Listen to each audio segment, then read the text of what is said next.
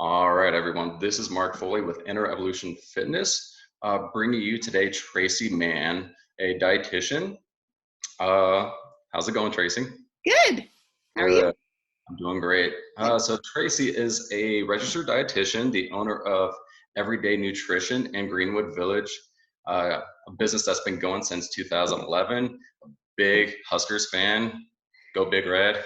Yeah. She was raised on a cattle ranch, a 10,000 acre cattle ranch in Nebraska, graduating with a degree from the University of Nebraska in Lincoln. Later obtained her master's in nutrition and dietetics from Central Michigan University. And she is now doing what she loves, building relationships while improving the health and nutrition status of people suffering from hormone disorders, food sensitivities and allergies, weight loss, diabetes, and on top of that, she's a mother of 5. That's crazy. Good for you, Tracy. That's amazing. Most importantly, right now, because of the pandemic going on, she is actually able to use insurance and provide telehealth sessions while everyone's being socially isolated. Yep. So, all right. That's a lot of stuff going on there, Tracy. Lots of stuff. Yeah, I like to be busy. It's good. Yeah. All right. So, how are you doing today? I'm good. Um, we're, now facing a lot of being socially distanced, Yeah. which is kind of good and bad with a big family because I'm never like alone. Yeah. There's 7 of us here, but Yeah. also I think naturally I've developed into being an introvert. Okay. So while my family's going crazy because they're extroverts and they're missing their friends and social interactions, I'm like, there's people here all the time. Yeah. Like I don't even get a little bit of a break. So we're Yeah. hanging in there. We're hanging in there. That's good. No, I can definitely relate. Like I'm an introvert, so this has been kind of easy for me right now. But I'll admit it. Like I'd like some more social interactions every Yeah. now and then. But It's all so far, about balance, right? yeah, for sure, for Yeah. sure, for sure. All righty. So what we're gonna do today, everyone, is that we're just gonna do some things where we can give everyone some actionable plans, mainly with nutrition. So, like for yourself, what are you doing to help yourself during this pandemic? You and your family. Like, what are you doing? What steps are you doing? Yeah. Well, the first thing I really tried to do, and this was, a couple of weeks ago, is just not panic. Hmm. I think a lot of people started to panic, and I don't understand quite why, other than they thought they weren't going to be allowed to go out at all, Hmm. not even to grocery shop. And so, we stocked up. I usually feel like I buy a lot of food anyway for a big family, and I almost felt Yeah, like I had to explain myself when I went to the grocery store, like, I yeah, need 3 gallons of milk because I have a big family. Like, I'm not panic shopping. But so I think that's a really good key point, though, for everyone is, first of all, just don't panic. That panic causes stress. We know stress causes inflammation in the body, and then inflammation can make you more susceptible to illness. But like specific things that we're doing nutrition wise is I'm just trying to balance our meals and snacks, using fruits and veggies throughout the day, making sure we have stocks of protein, frozen chicken and ground beef and those types of things. Um, and, really just, I mean, not a lot has changed with our food consumption. Um, right. just trying to balance everything. That's fantastic. That's fantastic. Okay, very cool. Yeah. Yeah, it seems like if you go to Costco and you're buying all those big things right now, people would maybe look at you weird if you had all those the toilet paper that everyone's Yep. normally going out and grabbing, but that's what you normally get. So, Yeah. My all right. husband had a good point. He's like, he goes, in a way, I think some people were not panic buying, but Mhm. when they started to realize like we're going to be home a lot more, Yeah. so we're just going to use a lot more of daily essentials, and that includes paper towels and diapers Sure. and wipes and toilet paper and food. Because Yeah. for families at least like mine, where half the family is out and about during the day and eating their meals at school and at work, Mhm. we just naturally needed a lot more of everything. Makes sense. Makes sense. Um, what about like with your kids? Are you having to provide more for like lunches and stuff like that? I assume with you, your kids like had lunch provided at school. How's that been for you? Um, it's caused a little bit more need for pre-planning during the day because I think naturally due to my profession, I'm always constantly trying to provide variety with the kids, so it's not like always the same thing every day. And if I provide like a certain type of, let's say, fruit and veggie at lunch, I like to try to provide something else at dinner, just so they get that variety in. So it's just created a lot more need for pre-planning, which isn't a bad thing, but it does take time. Yeah. Um, and then also as I look at, trying to stock up on things when I'm at the store, um, I'm trying to look at what do I need to purchase. Yeah. Yeah. So you keep on saying some like a keyword is like planning, like preparing and stuff like that. So it seems like for Um, you, you've been doing just more prepping instead of like what's panic buying. this? Mommy, what? Okay. All right, sorry about the little interruption there. But we were talking about um, preparing and planning instead of like panic buying and stuff. Exactly. Okay. So, one of the things that I do just on a regular basis, and I realize maybe not everybody does this, so maybe it'll help people who are finding themselves at home a little bit more. Um, but I usually try to pick a day of the week to think ahead about meals. Sometimes I'll wait until the ads from the grocery store come out or whatever, or I look at what I have already on hand and try to incorporate those into recipes, and then just try to look at what do I need to buy to finish off the ingredients for the recipe or to add to the meal in general. So maybe just taking a little bit of time to plan, and then you'll know exactly what you need when you go to the grocery store. And that's what I've continued to try to do during this, although I do find myself having to wing it a little bit. But there are things that I know that my family likes to eat and that are quick and easy, especially for lunches. So I just always try to make sure I have things on hand like that. And I will fully admit it includes chicken nuggets, it includes mac and cheese. I try to have things for sandwiches and those types of things. And then I always offer a fruit and a veggie at the meals. So again, that word balance is really key in my own personal life, but it's also what I try to promote to people I'm working with too. Yeah, it's fantastic. So like try not to beat yourself up for making an easy choice. Like, Exactly. oh, you're having mac and cheese for lunch. That's okay. Yeah. Yeah, very cool. Yep. Very cool. So it seems like your kids' nutrition is pretty decent right now. Is there anything that you've changed besides like the planning and preparing, or has it been about the same? I feel like for us, it's been about the same. And I don't know if anyone who's going to be watching our video will be in this position, but it's just something socially that I'm aware of. There are kids who their only healthy meals that they get are at school. Um, and so, just I think in my life anyway, I'm just grateful and thankful for what I have and what I'm able to provide, but also thinking about all those kids who may not be getting very good, Yeah. quality food at this time.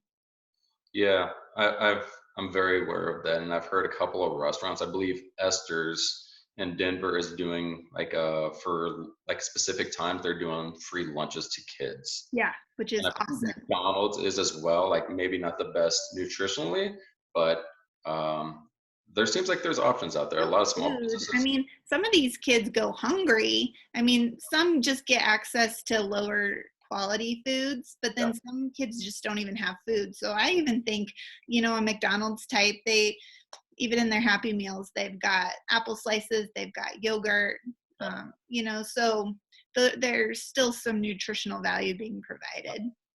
yeah. It seems like that's kind of hard situation for some people, but I've heard of a lot of school districts still providing lunches and Yeah, just a lot of other small businesses stepping up. So yeah, there are some absolutely. good options out there. Yeah.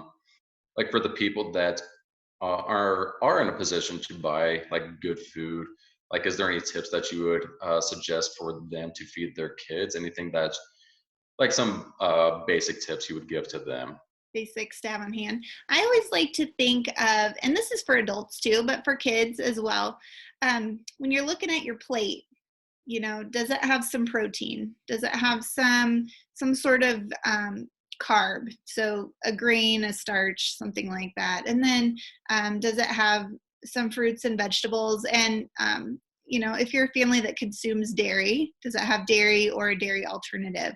We're just trying to look at getting a good nutritional profile in foods. Yeah, And then as you think about stuff like that, what are some things you can keep on hand that kind of help fill those gaps? So like I mentioned, we do sandwiches a lot.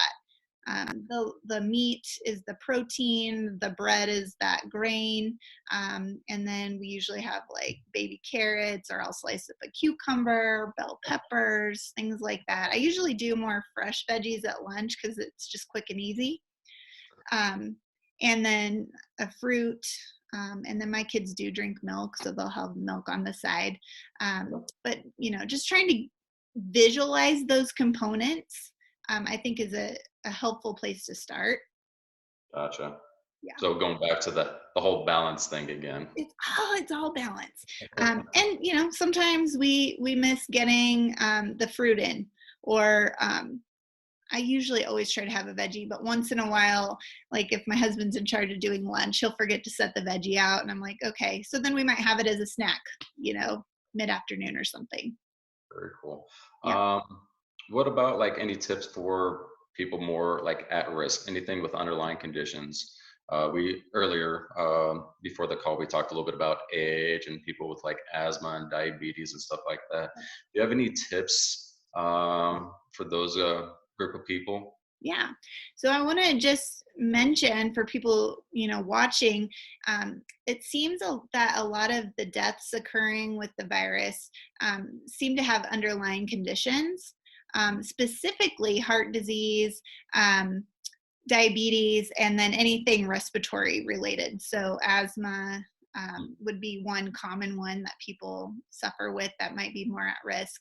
Um, Pertaining to like heart disease and diabetes, I think just making sure that you have your conditions under good control. So with diabetes, it means, good blood sugar control.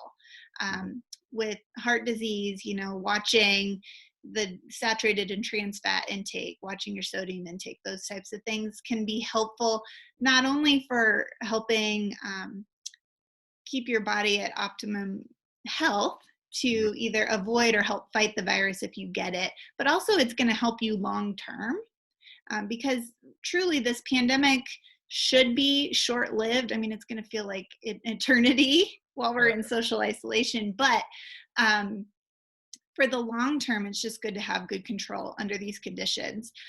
With the asthma, there's not a lot nutritionally that we can do to address asthma. However, if we can keep the body functioning optimally, and trying to keep overall inflammation down in the body, you'll be less likely to contract the virus, or it will at least help you maybe be able to fight the virus better if you don't have a lot of inflammation going on in the body. Okay. So could you explain ways to lower inflammation or what inflammation is to people that aren't Yep. familiar?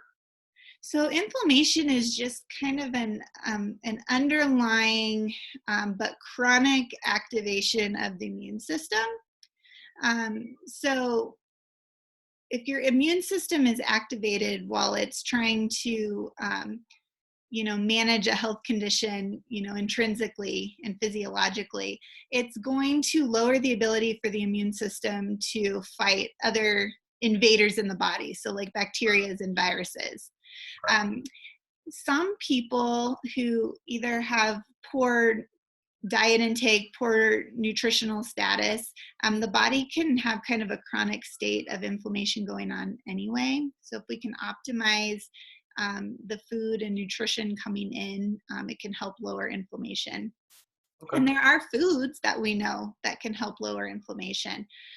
So foods that are high in antioxidants, the brightly colored fruits and vegetables, berries, citrus, dark Mhm. leafy greens, those types of things can help lower inflammation in the body. Okay, fantastic. What about like supplements? Are you a believer in supplements, or do you suggest people take that to help with inflammation, or maybe help out with like the immune system? What's your opinion on that? So I think with supplements, first of all, they're called supplements because they should supplement an already, decent nutritional intake through food. Um, just what we know with our standard American diets and just our food supply in general, the nutrients aren't always as um, actively available when Mhm. we eat them as they were, even 100 years ago. Um, but also, kind of what we know too is if you already are actively fighting an illness, such as um, COVID-19, supplements probably aren't going to be very helpful. They probably are going to be more helpful in just maintenance and hopefully prevention than they are treatment. Yeah. By the time you already have it, really, the supplements probably aren't going to help all that much. Okay. Very cool. Is there anything that you recommend? Like, say if someone has a pretty well balanced diet and they want to more optimize or just have a lower inflammation as much as they can, is there anything that you recommend? Like, I know myself, I think about like curcumin and stuff like that. So, turmeric, ginger, vitamin C, zinc, and vitamin D. Hmm. Actually, the last three I mentioned, the zinc, vitamin D, and vitamin C, are what have probably the most evidence behind them to be helpful in prevention. Yeah. Um, One thing I know that I see a lot of is elderberry. Hmm. And I looked up that specifically when people were starting to give, nutritional recommendations. Elderberry doesn't seem to be very helpful and actually may increase the signs and symptoms that you have when you contract COVID-19. Um, Elderberry root, I believe, tends to be a little bit more beneficial, but typically when people are giving information about elderberry, they mean the actual berries, and that doesn't seem to be very effective right now. Okay. Okay. Yeah, Thing I've heard this isn't a supplement, but just medication related. NSAIDs like ibuprofen that. are can actually exacerbate the signs and symptoms of the Really? virus. Acetaminophen or Tylenol seems to be a better treatment for the symptoms than the NSAIDs are. Okay, so staying away from like the ibuprofens. Okay, Yeah, that's no, yeah. that's So if no. you are having like a fever and chills and things that most likely are pointing toward you having COVID-19, even if you haven't had a test done, I Mhm. would say use Tylenol or, store brand acetaminophen to treat those symptoms and kind of keep you feeling Right. comfortable rather than the ibuprofen. Yeah, so you're saying like if anyone has symptoms, like just stop using the ibuprofen because it might make it worse. Yeah. Okay. Yep. Okay. And there's a whole physiological reason. It's more science than we probably care to cover in this Yeah, for video, sure. but For sure. That makes sense. Okay. So you're talking about vitamin D, vitamin zinc, D and vitamin and vitamin C. any numbers like milligrams or like what's your recommendation on that? Um, Zinc, I cannot remember off the top of my head what would be a good amount. Mhm. Probably whatever is in just a standard supplement that you would buy over the counter is probably just fine. Vitamin D, I think at minimum 1,000 international units is Okay. helpful, and I actually like it combined with uh, something called K2. And Yeah. I bought, I think at Sprouts, I bought a brand of one that has 1,000 IUs plus Yep. K2. Yep. And with vitamin C, I think somewhere around 1,000 milligrams is helpful. No, that's some good recommendations. Yeah, the vitamin D I take is a combination with vitamin K2. They seem to work pretty well together. Yep. Yep. Very cool. Very cool. And So, also with the vitamin D, we've noticed that being out in sunshine can be helpful with trying to lower inflammation and decrease susceptibility of getting the virus. And our bodies can naturally convert sunlight into vitamin D. yeah, So, on top of taking a supplement, getting outside can be helpful too. that's been the best thing for me right now. Even though you and I are socially distancing and staying at home, like getting outside has been like amazing. Just going on walks I has think been just very the nice. fresh air, getting Yeah, outside your four walls, it's good yeah, for the mood. yep, for sure, for sure. All right. What about for people with like some big health goals? It seems like a lot of stuff has been put on hold. Like, Mhm. what are you suggesting? Do you think people should still keep on going towards their health goals, lowering their inflammation, bettering their hormone profiles, lowering the body fat? What's your opinion on that? It seems like right now, a lot of people are just trying to be kind to themselves and just say, like, it's okay. Everyone's in this situation. We need to just realize that we're on pause. Yeah. For instance, like, what's your opinion? Like, with your clients or yourself, are you putting them on hold? Yeah, Well, I think partly it depends on the person. mhm, So I have a lot of clients who have already had a lot of good progress towards some health goals that they had, yeah, and who have kind of said, I'm not using this time as an excuse to, quote unquote, slack off or whatever. And that's so we're continuing to meet. yeah, And I think at minimum, if they've seen some progress maintaining where they're at, yeah. um, and some are like, what, I don't want to accept just maintenance either. I'm being kind to myself, but being kind to myself means respecting the progress that I've made, and so they're continuing to work toward that. I even just one of my regular clients I met with this morning said she has a goal of exiting this period of time healthier than how she entered it, and she'd already made some progress, but she's like, I'm going to just use this time to continue. I think if somebody had been thinking about, working on their health goals and they hadn't started yet, it's definitely okay to say, what, I'm going to take this time for myself and I'm going to get started now. But there are also going to be those people who they just can't take one more thing to worry about right now, and I think that's okay too. Yeah, for sure. Everyone's stressing about something right now. Exactly. We're on the same boat. Like, even if you're the most privileged, you're still has some stress underlying. So yeah, maybe being kind to yourself and putting on hold is a good idea, or just doing small steps that you can take without stressing yourself out, right? Yep.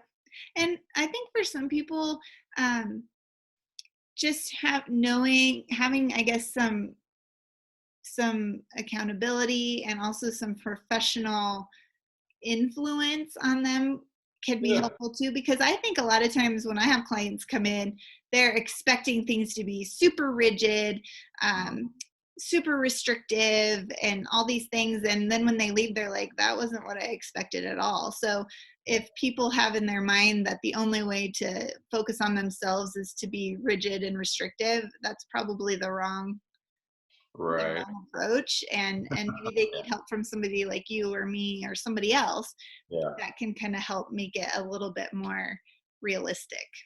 Yeah. It seems like the people that are expecting the rigid approach are they see people that like have great results and they're very rigid, but the people that respond well to the rigidity are already go into that type of thing. Yeah, So yeah, it's kind of hard to teach people or coach people to be rigid when most people don't respond well to that. So yeah, all right, exactly. It's usually more something intrinsic that makes the yeah, person a rigid person yeah, naturally. yeah, Like a exactly. type A type. Very nice, very nice. Yeah. All right. Is there any other tips, like nutrition wise, or coming from like a mother of five, any tips that you would give out to moms out there, nutrition or stress, or just like not going stir crazy because their kids are at home all the time? Do you have Yeah. any little helpful tips? Yeah, I think I think that some self-care is really important, and it doesn't, some people you would think of self-care being like going and getting a massage or doing this or that, which is a good thing. We can't do it right now, um, but even just taking 10 minutes to, you know go have a quiet moment or read a quick chapter in a book that you enjoy, taking a hot bath, going on a walk by yourself, all those things just helps mentally. I know if I'm really feeling frustrated, if I can just distance myself from the situation for 5 to 10 minutes, I come back with a totally different attitude. Yeah. Um, I think as I mentioned before, from a nutrition aspect, just trying to plan ahead as much as you can. Hmm. So carving out just a little bit of time to make a plan, making sure you have all the things that you need to execute the plan, Sure. can be helpful in maintaining your sanity as well. Hmm. Another thing too, if you have older kids, including them in things around the house, whether it's asking them to help plan a meal, help prepare the meal, um, clean up after the meal, help fold clothes, just all those things. Like, you're all stuck at home, and I bet, I would say, everyone's going to experience their kids saying they're bored. So don't be Yeah. afraid to include them too. Yeah. Very cool. Yep. And I hear being bored is actually can be kind of healthy. Yeah. That's when people get creative and they think of different things. So Exactly. it's okay And I to be. think that's another key point too is, in addition to planning ahead and make sure you have things on hand for food, Yeah. making sure you have things on hand for those downtimes. I stocked up on board games and card games, those types of things that promote being together and enjoying each other. Probably things a busy family might not do um, during their normal busy schedules. Yeah. So it's making sure that you're well stocked on some of those things too. That's good. Yeah. Um, One other question. A lot of people are eating more because they're bored and they have nothing to do. Yes. Yeah, like what do you think about that? Like what's some good helpful tips? So there's a method of eating that I like to work with people, especially who struggle with emotional and boredom eating, and it's called intuitive eating. Okay. But kind of the basis that I take from that method that I try to talk to all people about is listening to hunger and fullness cues. Mhm. So, if you're feeling like you're hungry, is it, taking a step back and looking at, well, is it true hunger? Like, is my stomach growling? Am I feeling lightheaded and shaky? Those types of things that signal your body actually needs some food coming in. Is it Mhm. that, or is it, I just don't have anything else to do? So Yeah. sometimes just, taking that step back can help with that. Also, I think a lot of times, our kids snack a lot. And so we just want to eat when we see other people eating. I don't know why humans are like that, but we are. Mhm. So, if you want to join them or what they're eating looks good, you could just try to have a little bit, maybe portion out whatever, if they're having crackers and you want some crackers, maybe portioning out to the serving size rather than just eating it straight out of the container. Um, Yeah. or is there something else you could do with your time at that moment? So could you go on a walk at that time instead of eating? Could Mm. you call your kids in to play a game, or, whatever the case may be? Almost like Yeah. distracting yourself from wanting to eat. Um, but I do think people, a lot of times, if they have kind of a dieting mentality, they don't listen to their hunger cues. And so they might think that they shouldn't be hungry when the body really is actually saying it wants something. Yeah. Um, and maybe trying to choose a nutritious option, a fruit, a veggie, something like that. Very cool. Very cool. That's some And I, good. I will say I'm struggling with that myself. Yeah, same. Like sometimes I get bored and I have a can of peanut butter and I just eat right out of Yep, that. So I'm yep, right there. So some of these tips will be good for me as well. So okay. yep. Very cool. Well, was there anything else that you think we should cover today? I think that's probably good for this round. And for anybody watching, we're gonna kind of do the same thing with an exercise and physical activity component. Um, so if that's a need and interest, we'll touch on that too. Yeah, fantastic. All Yeah. right. Well, where can people find you, Tracy, online, or how would they contact you?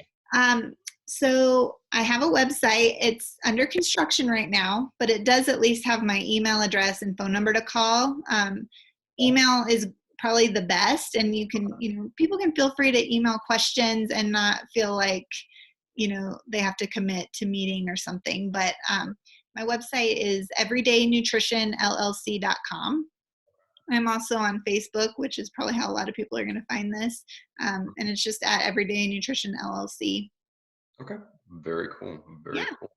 Alrighty, well, I think we are good and we will sign off for today. So this has been Mark Foley with Inner Revolution Fitness, and have a good day. Bye.